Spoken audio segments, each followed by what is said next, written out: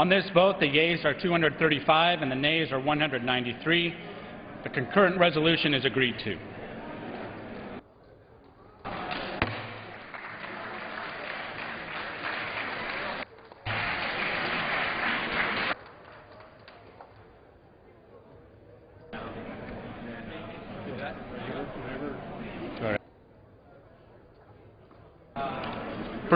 Clause 8 of Rule 20, the unfinished business is the question on agreeing to the Speaker's approval of the journal, which the Chair will put de novo. The question is on agreeing to the Speaker's approval of the journal. Those in favor say aye. Those opposed say no. In the opinion of the Chair, the ayes have it. The journal stands approved. For what purpose does the gentleman from Wisconsin I ask unanimous consent to speak out of order for 1 minute. Is recognized without objection. Mr. Speaker, I simply want to thank all of our hard-working staff in our office and out in the House Budget Committee who put in long hours, dedicated years of expertise to making this budget possible, to making this budget passable, to making this moment happen. I want to thank Jonathan Burks, Eric Davis, Vanessa Day, Marcia Douglas, Tim Flynn, Nicole Foltz, Jose Guillen, Jim Hertz, Matt Hoffman, Charlotte Ivancic, Pat Knudsen, Jane Lee, Dick McGee, Ted McCann, Andy Morton, Courtney Reinhard, Paul Rastusha, John Romito, Austin Smythe, our staff director, Jenna Spielman, Stephen Spruill, Connor Sweeney, Dennis Teddy, Dana Wade. I call him John Z, but it's John Zakrashajek.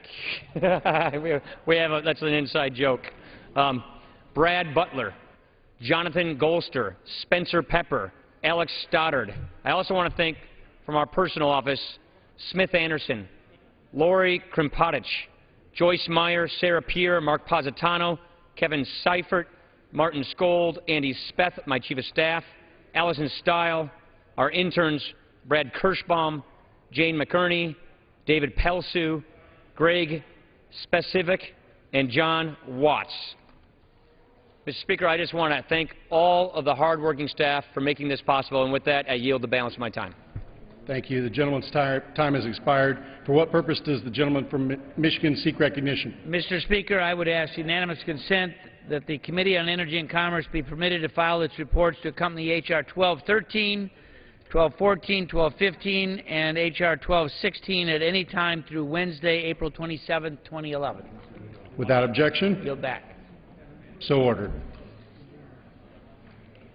Pursuant to Section 5580 and 5581 of the revised statutes 20 U.S.C. 4243 and the order of the House of January 5, 2011, the Chair announces the Speaker's appointment of the following members of the House to the Board of Regents of the Smithsonian Institution.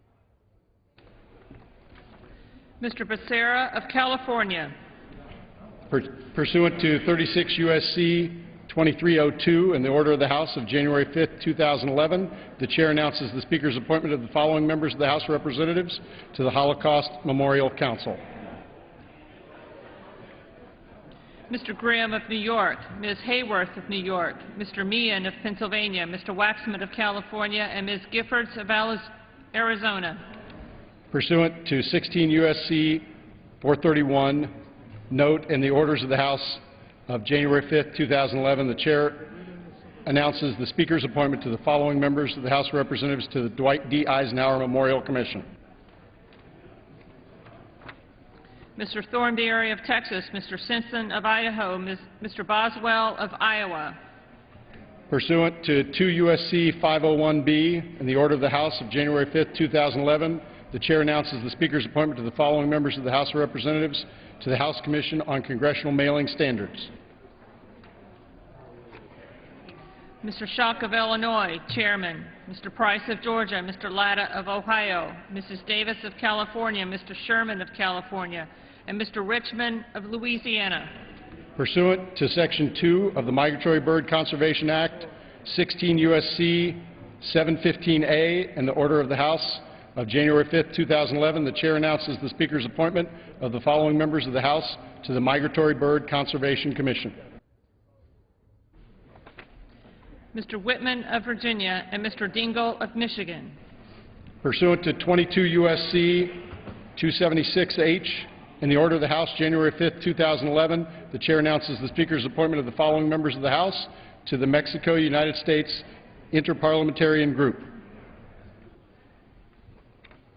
Mr. Dreyer of California, Chairman, and Mr. McCall of Texas. Pursuant to 46 U.S.C.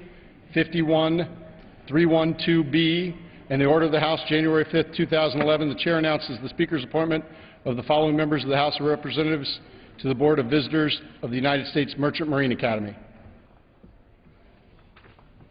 Mr. King of New York and Mrs. McCarthy of New York. Pursuant to 22 U.S.C. 276D, Clause 10 of Rule 1, and the order of the House, January 5, 2011, the Chair announces the Speaker's appointment of the following member of the House to the Canada-United States Interparliamentary Group. Mr. Manzullo of Illinois, Chairman.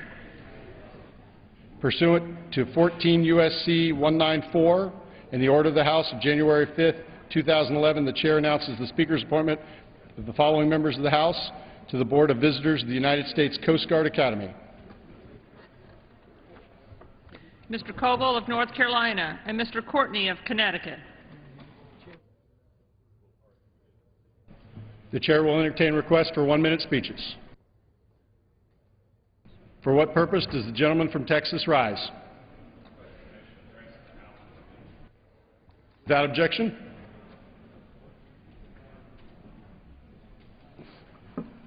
Mr. Speaker, I rise today to commend the Baylor University women's basketball team on an outstanding 2011 season.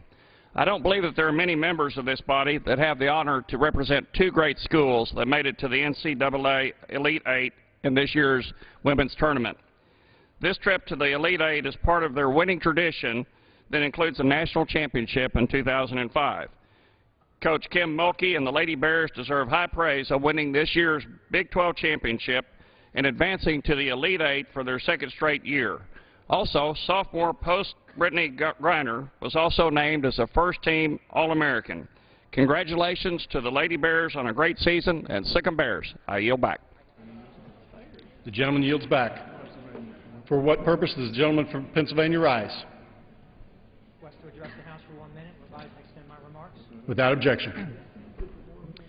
Mr. Speaker, I rise today to honor Judge William Hart Roof III for 36 years of outstanding service to the Heritage Conservancy based in my home of Bucks County.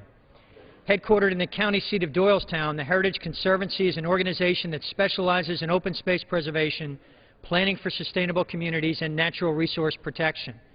As a vocal advocate for the preservation of farmland, parkland, and critical natural areas during my time as County Commissioner, I have a personal appreciation for the mission of the Conservancy. Judge Roof has been an important partner in working to stop suburban sprawl from transforming the beauty of the Bucks County landscape. His decades of leadership in this organization have been invaluable, and he will be missed as the Heritage Conservancy continues its important work. I yield back. Yields back. For what purpose does the gentleman from Illinois rise? Without objection. Mr. Speaker, shown that there is an epidemic of historical and political ignorance in our country, and that an alarming 83% of Americans fail the basic test on knowledge of the American Revolution and the principles that have united all Americans. It is for this reason that I rise today to acknowledge the exciting work of the American Film Company, founded in 2008 by entrepreneur Joe Ricketts. Mr. Ricketts founded the company on the belief that real life is often more compelling than fiction. And so he set out to produce films about the incredible true stories from America's past. Central to the company's filmmaking are prominent historians assuring that each production remains true and historically accurate. As a resident of the great state of Illinois, I was pleased that the film that was first produced by the American Film Company was The Conspirator, which tells the true story of Mary Surratt, the lone woman accused of participating in the conspiracy to assassinate President Abraham Lincoln. Fittingly, the film premiered last Sunday at Ford's Theater. I commend the American Film Company for finding an entertaining way to encourage and educate Americans about our country's important history. And I congratulate Mr. Ricketts as well. I yield back. The gentleman yields back. Are there further requests for 1 minute? For what purpose does the gentlelady from Texas rise? Without objection.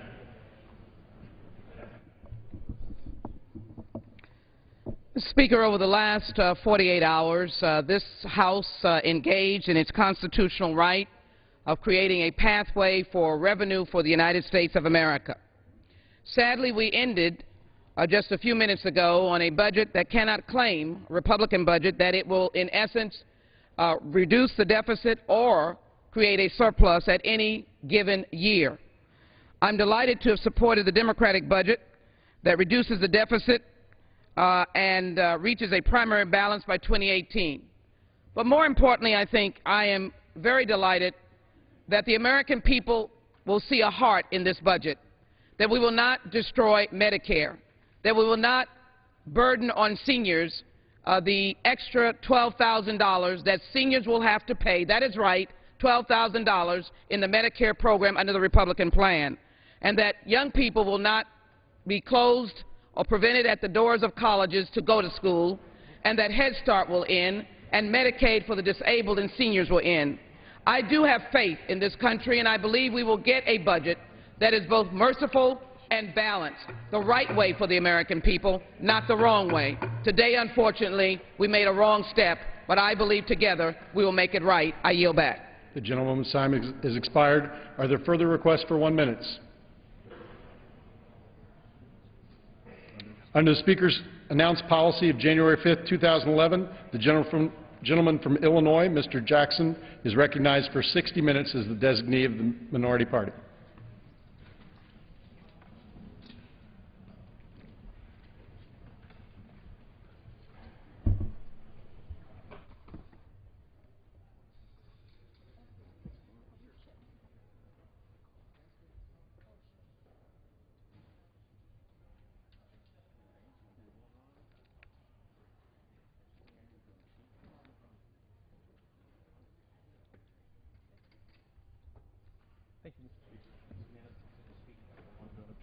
Without objection.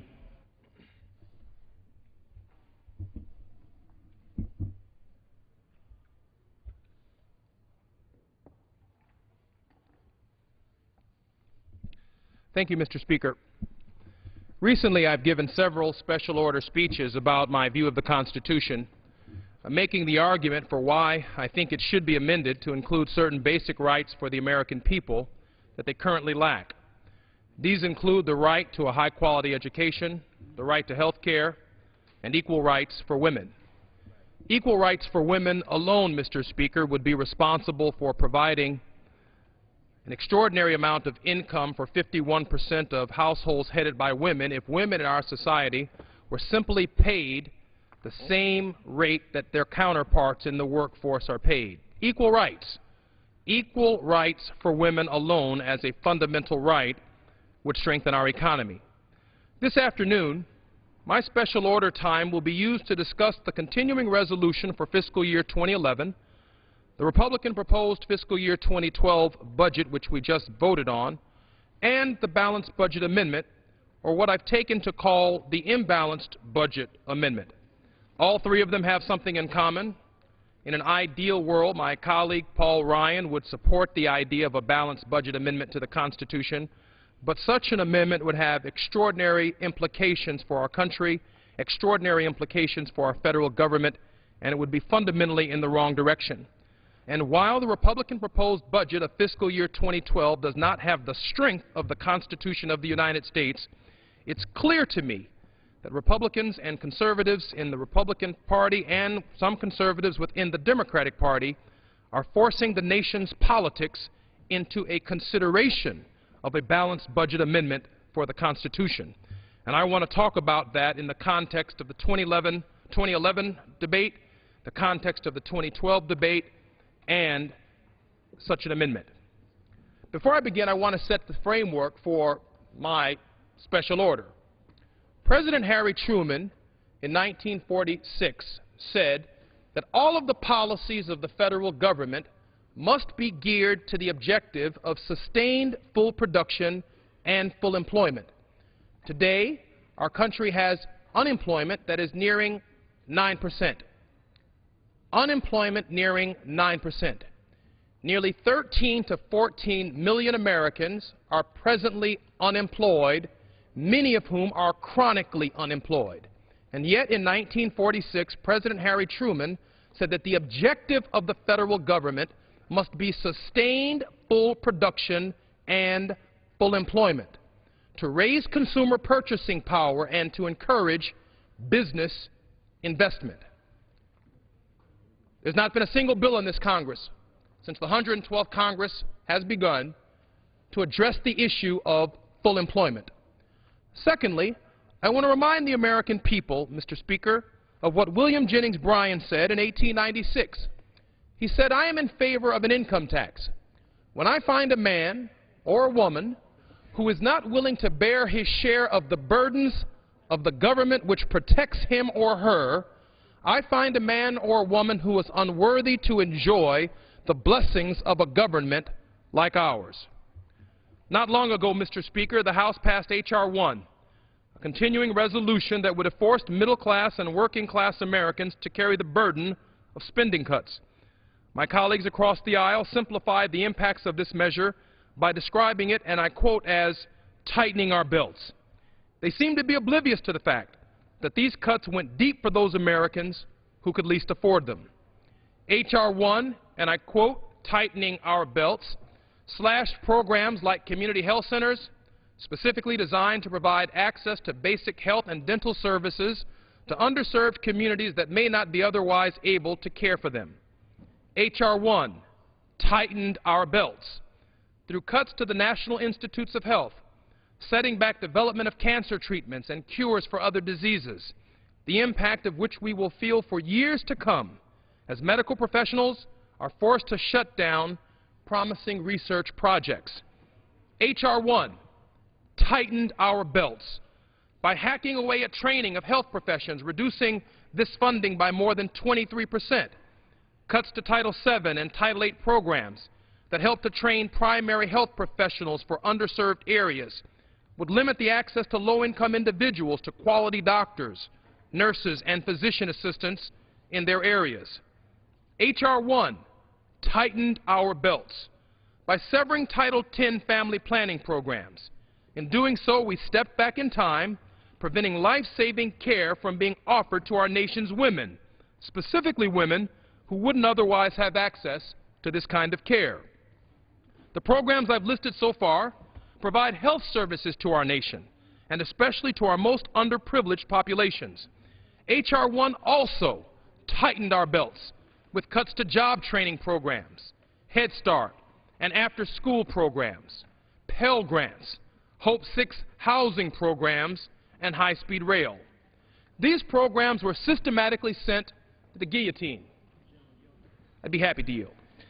Mr. Speaker, I ask you unanimous consent to my name be removed as co-sponsor for H.R. 1081. Without objection.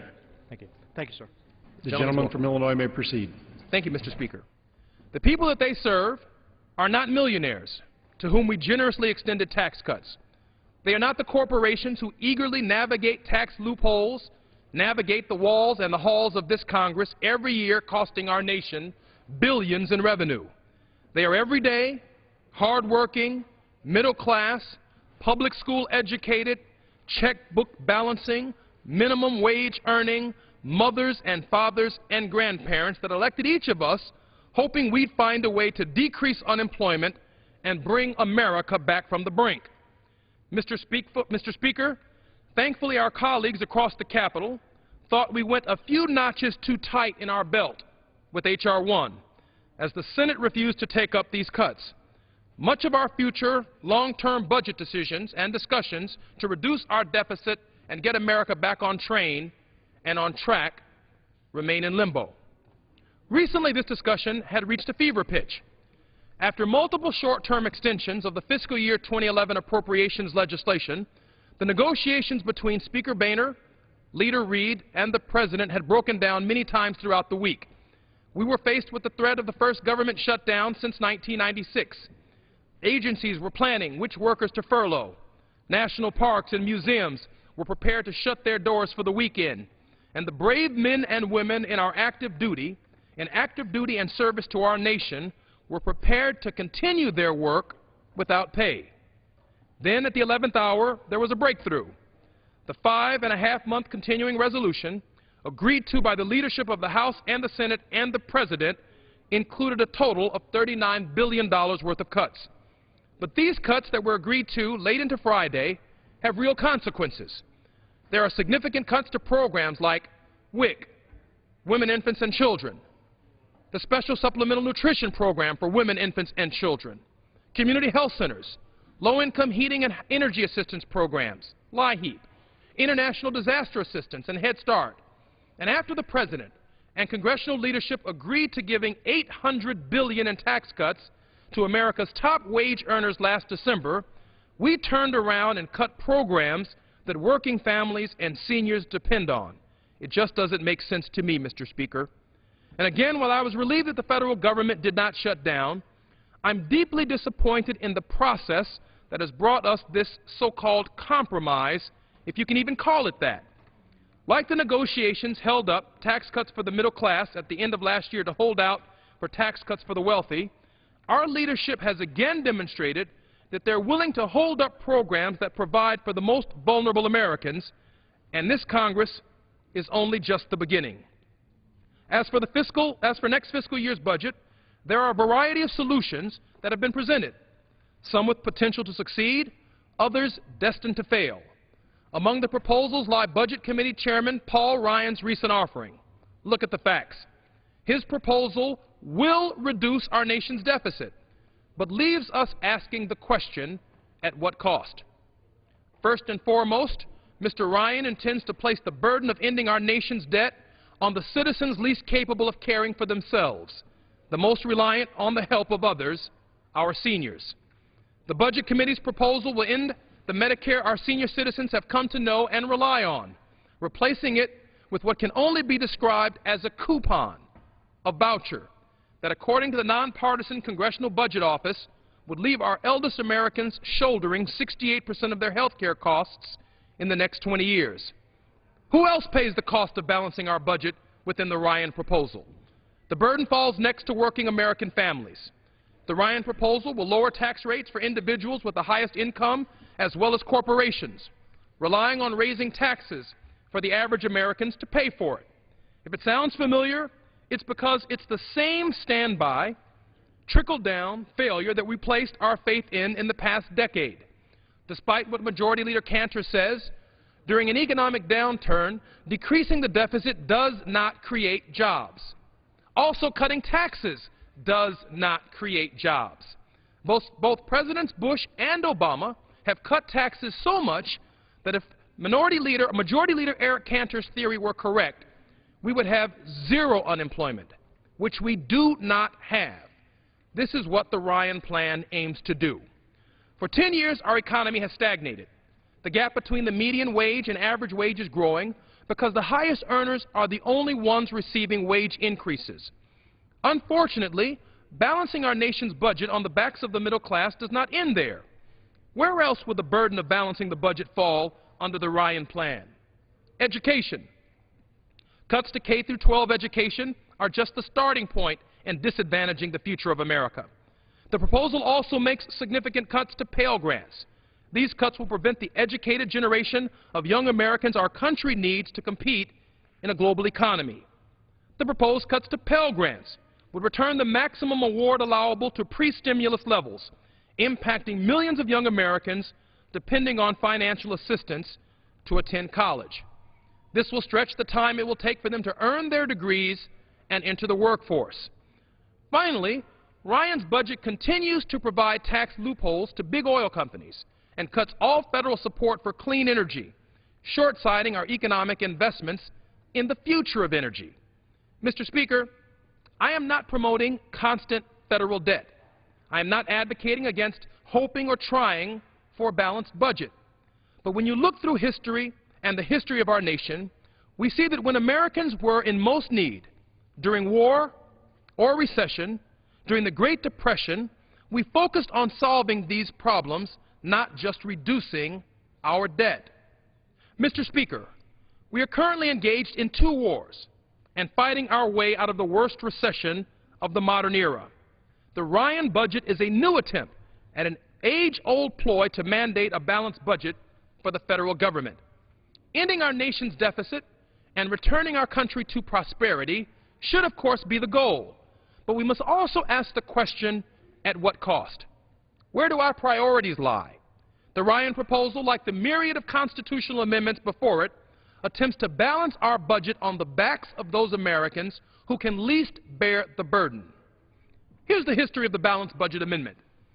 The current budget situation is most poignant when looking at the origins of the balanced budget amendment and its history. Mr. Speaker, after listening to my colleagues across the aisle present the Republican Study Committee's budget this morning, I'm apt to wonder, what is it that they're actually studying over there? Hopefully, we'll be able to set the record straight. As a reaction to FDR's New Deal, Republican Congressman Harold Knutson of Minnesota introduced the first version of the amendment in 1936. Like many constitutional amendments, this resolution did not receive a hearing or a vote. During President Dwight D. Eisenhower's first term, the Judiciary Committee of a barely Democratic Senate held its first hearing on this amendment. It again did not receive a vote. After these partial defeats, the balanced budget amendment supporters shifted their focus to the states. From 1975 to 1980, 30 state legislatures passed resolutions calling for a constitutional convention to propose this amendment directly to the states. That is, they sought to bypass Congress and the congressional amendment process. The election of President Reagan and a Republican Senate in 1980 renewed hopes for a balanced budget amendment and passed by Congress. While the Senate did adopt the amendment in 1982, it failed to garner the necessary 3/5 majority in the House. This failure energized conservative groups such as the National Taxpayers Union and the National Tax Limitation Committee to refocus on state action.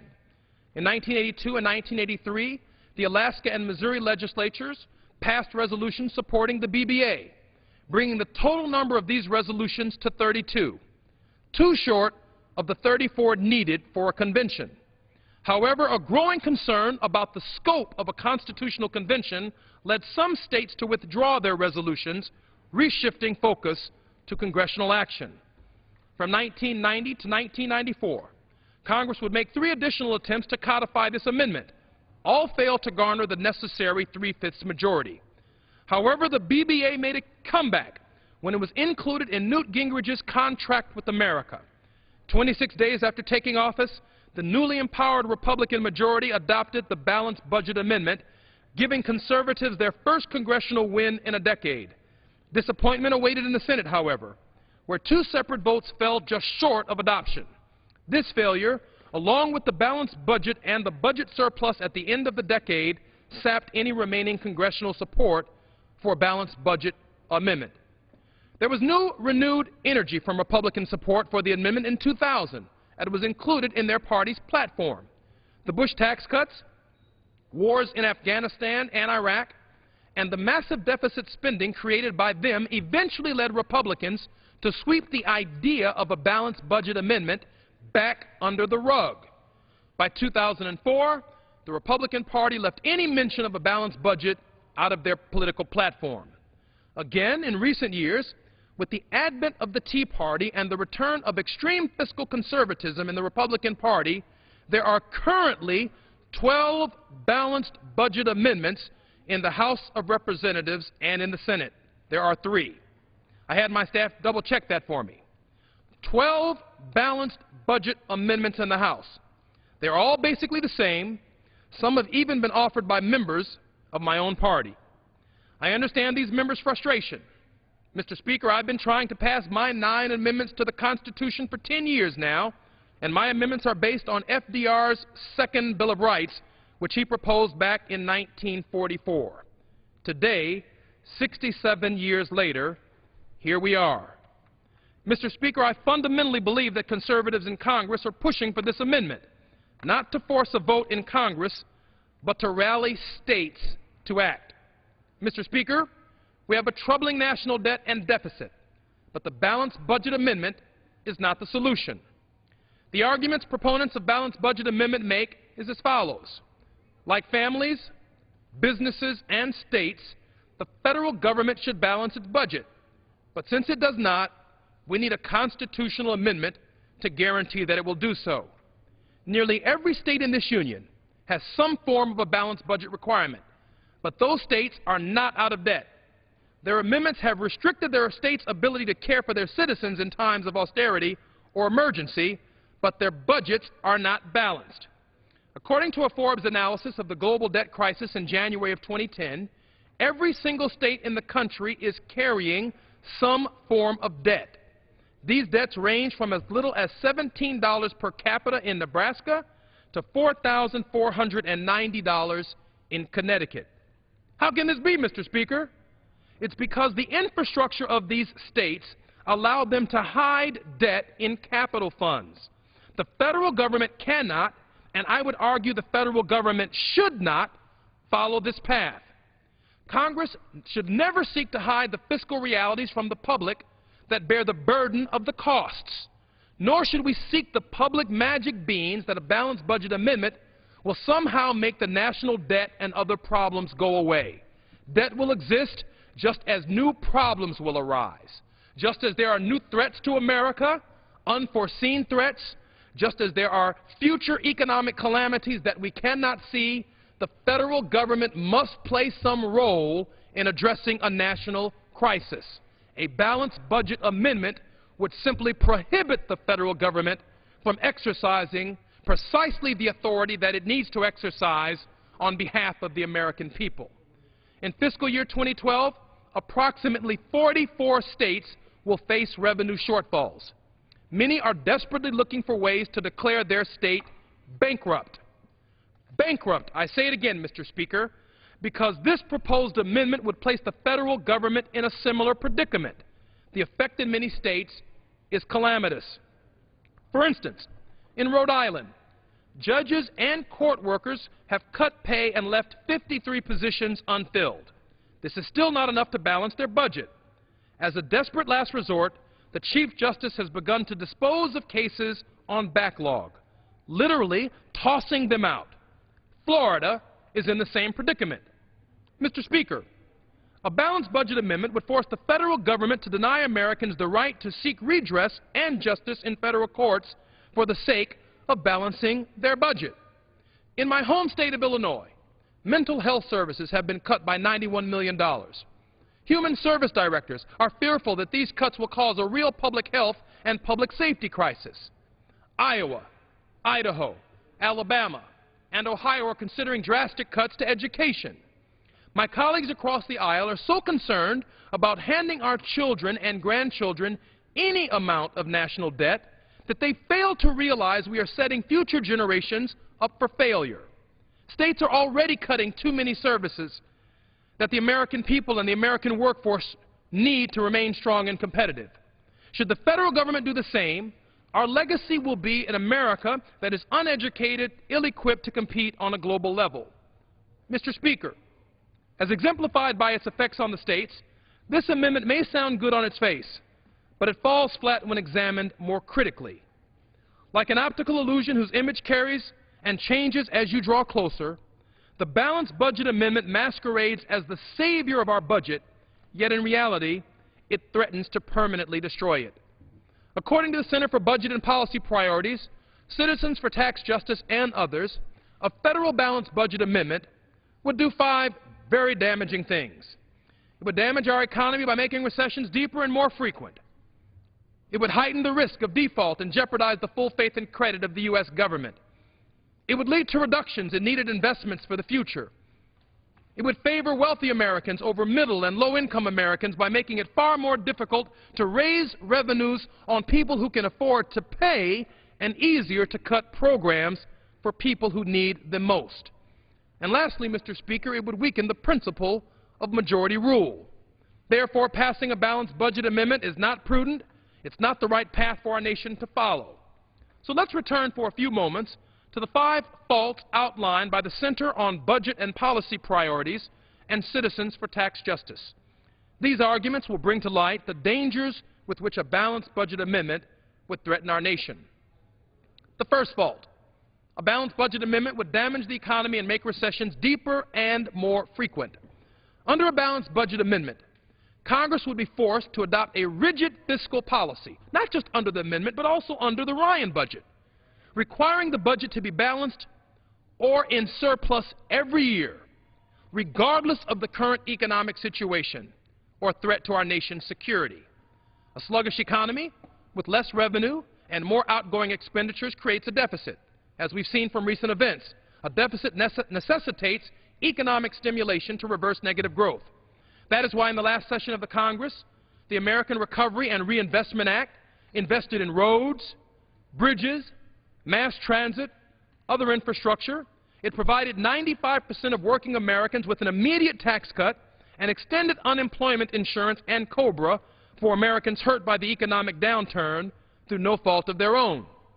If Congress were forced to function under a balanced budget amendment, deficit reduction would be mandated, even more so during periods of slow or stalled economic growth, which is the opposite of what is needed in such a situation. This consistently proposed constitutional amendment risks making recessions more common and more catastrophic for middle-class families, seniors, veterans, and the poor. Under such an amendment, Congress is stripped of any power to adequately respond. The second fault. A balanced budget amendment would risk default and jeopardize the full faith and credit of the U.S. government while simultaneously challenging the separation of powers. A balanced budget amendment would bar the government from borrowing funds unless there was a 3/5 vote in both houses of Congress permitted a raise in the debt limit. Under such a scenario, a budget crisis in which a default becomes a threat is more likely because of the limits placed on the fluidity of the debt ceiling.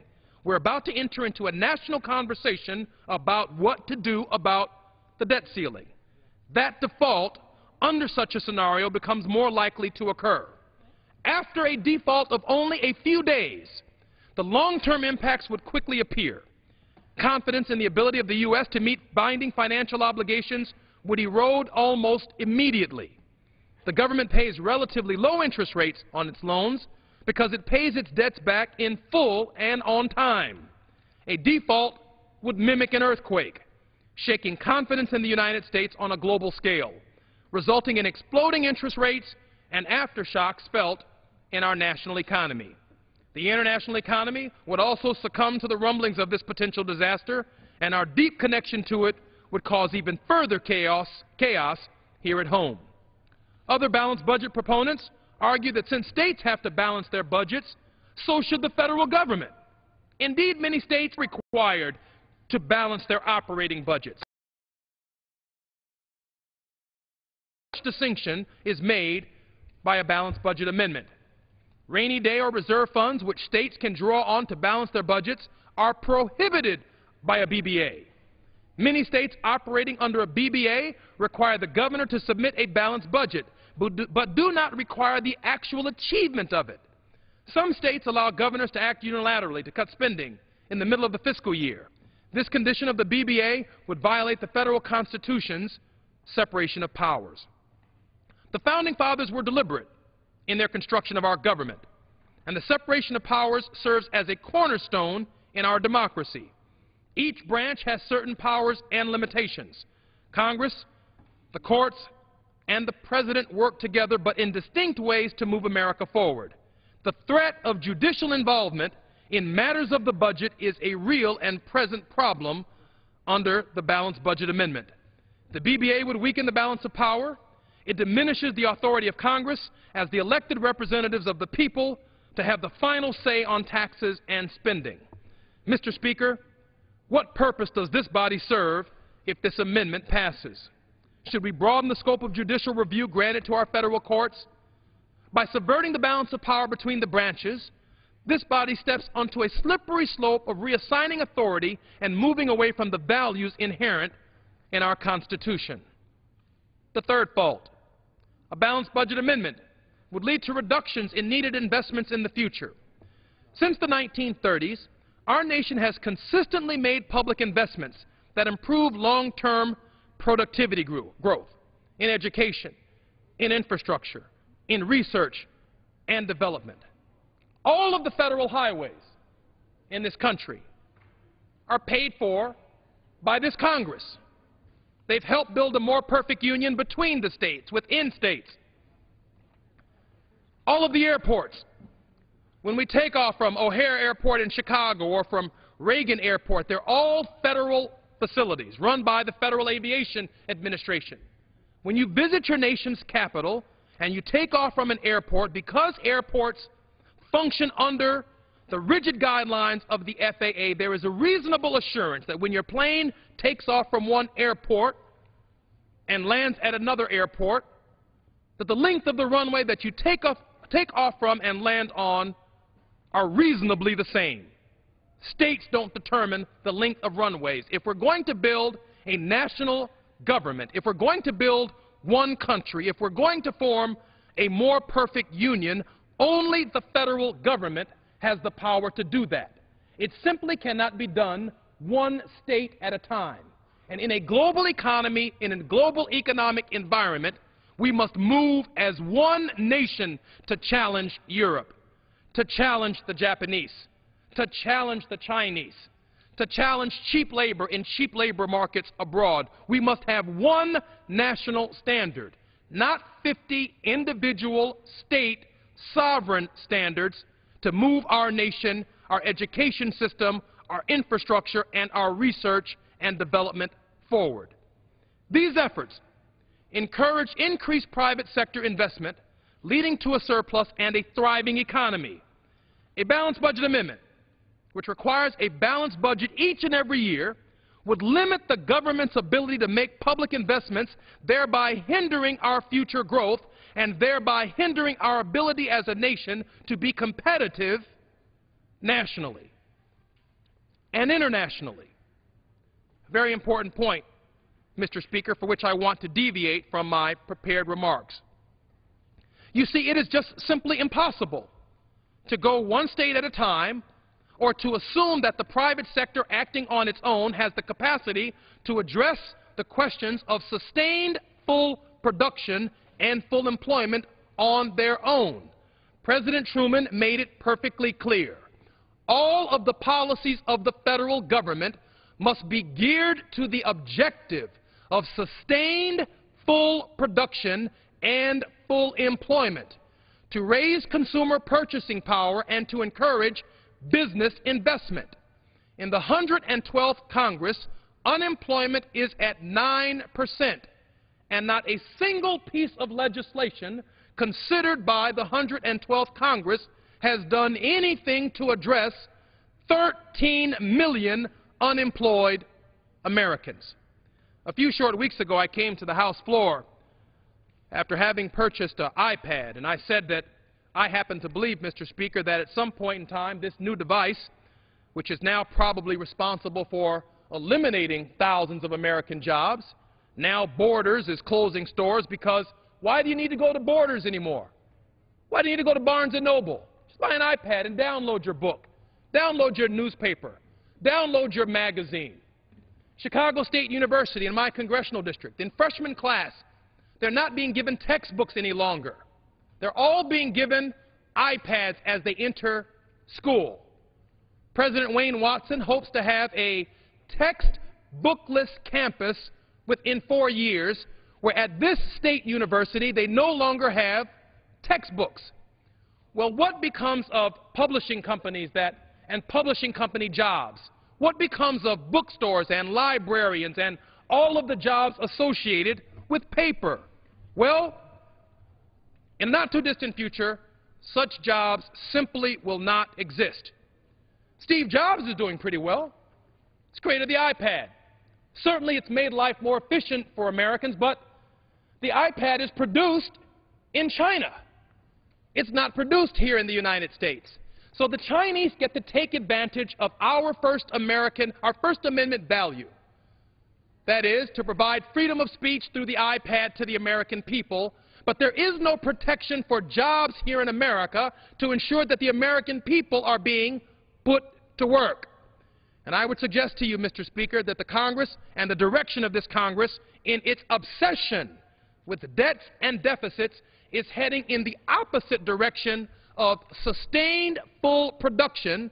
Again, iPads are made in China, and full employment, there are 13 million unemployed Americans who are counting on this Congress to do something. They certainly can't count on the state of Illinois. It's broke. They can't count on the state of Idaho. It's broke. They can't count on the state of Alabama. The state of Alabama is broke. They can't count on Mississippi. Mississippi is broke. Louisiana is broke. The states are broke. So the federal government is under an obligation to sustain full production and full employment, to raise consumer purchasing power, and to encourage business investment in the United States, not in China. The third fault of the BBA would lead to reductions in needed investments for the future. Since the 1930s, our nation has consistently made public investments that improve long-term productivity growth in education, infrastructure, research, and development. These efforts encourage increased private sector investment, leading to a budget surplus and a thriving economy. A balanced budget amendment, which requires a balanced budget each and every year, would limit the government's ability. For years, conservatives have abused the debt and the deficit as a springboard from which to argue for smaller government and cuts to programs that serve as social safety nets to American families. Although we must consider the debt and the deficit, the larger and more significant issue is the nature of the debt that we create. If you invest $50,000 in a business, in a house, or in your education, you can expect future returns on your investment. If you so-called invest $50,000 in a gun collection or ammunition, what are the future investment returns? Both investments result in $50,000 of debt, but only one results in returns that can transform that debt into long-term gain. Social investments provide the potential for greater returns in the long run in the same fashion as personal investments. Even small expenditures on social programs lay a foundation for great wealth in the long term. If the nation chooses to invest over a 5-year period $1.5 trillion in the building of bridges and roads and airports and railroads and mass transits and schools and housings and health care, we could create some debt. But the increased ability of companies to interact and to ship their goods over well-paved and planned roads, the new businesses that would sprout around a freshly built or newly expanded airport, the higher wages of a student who is well educated and able to attend college, resulting in more tax revenue, the improved productivity of employees at their healthiest would eventually result in greater returns for our country. The extension of the Bush-era tax cuts for corporations and the rich brought about some short-term stimulus of consumer spending. But similar to Reagan's tax cuts, which resulted in record government deficits, the long-term damage outweighs the immediate effects. Reagan's tax cuts for the rich came at the expense of investing in our nation's need for long-term balanced economic growth. The Reagan administration neglected and cut back on our nation's investment in infrastructure, education, health care, housing, job training, transportation, energy conservation, and much more. The inclination of most conservatives in both parties is to cut the debt by cutting programs for the most vulnerable among us, our poor, our children, our elderly, and our minorities. This approach, however, has been proven false too many times. A balanced budget amendment would take us back to this archaic and ineffective system permanently. The fourth fault. A balanced budget amendment favors wealthy Americans over middle and low-income Americans by making it harder to raise revenues and easier to cut programs. Again, a BBA ultimately favors wealthy Americans over middle and lower-income Americans. Under current law, legislation can pass by a majority of those present and voting by a recorded vote. The BBA requires, however, that legislation raising taxes be approved on a roll call vote by a majority of the full membership of both houses. Thus, the BBA would make it harder to cut the deficit by curbing special interest tax breaks of the oil and gas industries and make it easier to reduce programs such as Medicare, Medicaid, Social Security, veterans benefits, education, environmental programs, and assistance for poor children. Wealthy individuals and corporations receive most of their government benefits in the form of tax entitlements, while low-income and middle-income Americans receive most of their government benefits through programs. As evidenced by the cuts that both parties agreed upon recently, it is far easier to cut social welfare programs than to cut spending for our military or to increase taxes. As long as spending is a political issue, cuts to those programs that assist those with the smallest voice in our government will always happen first. Raising taxes. The only option to address a budget deficit aside from cutting programs is already a burdensome political issue. The additional requirements of a BBA further complicate the process of raising taxes. This means that the richest Americans will likely keep the benefits they receive from our government via tax cuts. Meanwhile, the poor lose the programs that provide them with housing, with food, with job training, with health care, and the very means to survive. This will further reinforce the growing gap between rich and the rest of our society, middle class, working poor, and the destitute alike. Aside from this already distressing point, when the baby boom generation retires, Mr. Speaker, the ratio of workers to retirees will fall to very low levels. This poses difficulties for Social Security, since Social Security has been a pure pay-as-you-go system, with the payroll taxes of current workers paying for the benefits of current retirees. This was acceptable as long as today's workers could pay for today's retirees. But in the future, when there are fewer workers to pay for more retirees, the system is going to be out of balance. So in 1977 and 1983, the Social Security Administration took important and prudent steps towards addressing this issue. It allowed the accumulation of reserves to be used later when needed. These changes were akin to what families do by saving for retirement during their working years and then drawing down on their savings after they reach retirement. The Balanced Budget Amendment insists that the total government expenditures in any year, including those for Social Security benefits, not exceed total revenues collected in that same year, including revenues from Social Security payroll taxes. Thus, the benefits of the baby boomers would have to be financed in full by the taxes of those working and paying into the system then. This undercuts the central reforms of 1983. Drawing down on any part of accumulated reserves required under present law, under a BBA, it would mean the trust funds were spending more in benefits in those years than they were receiving in taxes. Under a BBA, that would be impermissible deficit spending. The fifth fault. A BBA weakens the principle of majority rule and makes balancing the budget more difficult. Most balanced budgets require that unless 3/5 of the members of Congress agree to raising the debt ceiling, the budget must be balanced at all times. They also require that legislation raising taxes must be approved on a roll call vote by a majority of the full membership of both houses, not just those present and voting. Currently, this provision weakens the principle of majority rule, and that's exactly what the Tea Party and my conservative colleagues want. Why do they want it? Because a 3/5 requirement empowers a minority, 40% plus one in any given year. It creates a small group of people willing to threaten economic turmoil and disruption unless they get their way, i.e., the Republican freshmen, with the ability to extort concessions or exercise unprecedented leverage over our national economic and fiscal policy. Mr. Speaker, haven't the last few weeks demonstrated how difficult it already is to reach a compromise on a budget? This provision will simply make it impossible. And the final argument, Mr. Speaker, is what I'm calling the Ezra Klein argument. There is a final fault, which is not on my list, but it's significant enough to mention.